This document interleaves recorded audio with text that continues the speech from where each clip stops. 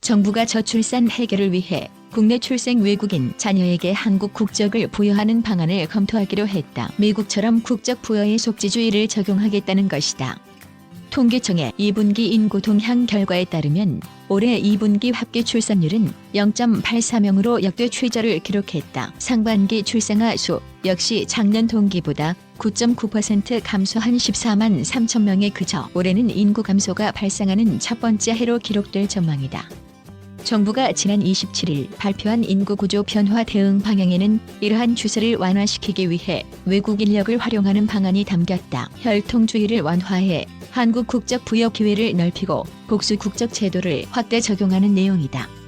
국내에서 출생한 외국인 자녀에게 한국 국적을 주는 제도가 우선 검토된다. 이를 위한 해외 사례 연구가 올 하반기부터 시작된다. 제도가 도입되면 1948년 국적법 제정 이후 지금까지 이어온 혈통주의 원칙이 일부 수정되고 출생지주의를 허용하게 된다. 출생지주의는 미국과 캐나다 등 이민자가 중심이 돼 건국한 나라에서 주로 찾아볼 수 있다. 현행 국적법은 부모가 한국 국적인 사람에게 한국 국적을 준다고 규정하고 있다.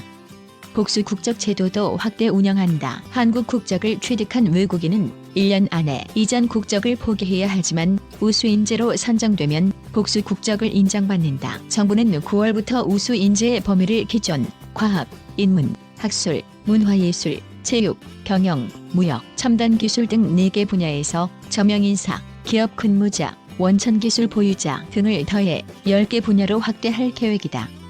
국내 이공계를 졸업한 외국인 유학생에게 비전문 취업 비자를 줘 국내 중소기업에 취업시키는 방안도 추진된다. 이들이 이후 숙련 기능 인력으로 전환되면 장기 거주 자격을 부여한다. 일각에서는 제도 도입으로 원정 출산이나 건강보험, 재정수지 적자 등 부정적 효과가 발생할 수 있다는 우려가 나온다.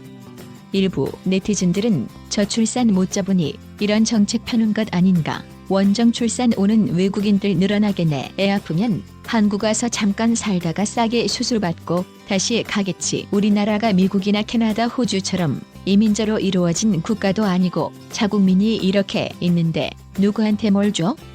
등의 비판적인 반응을 보였다.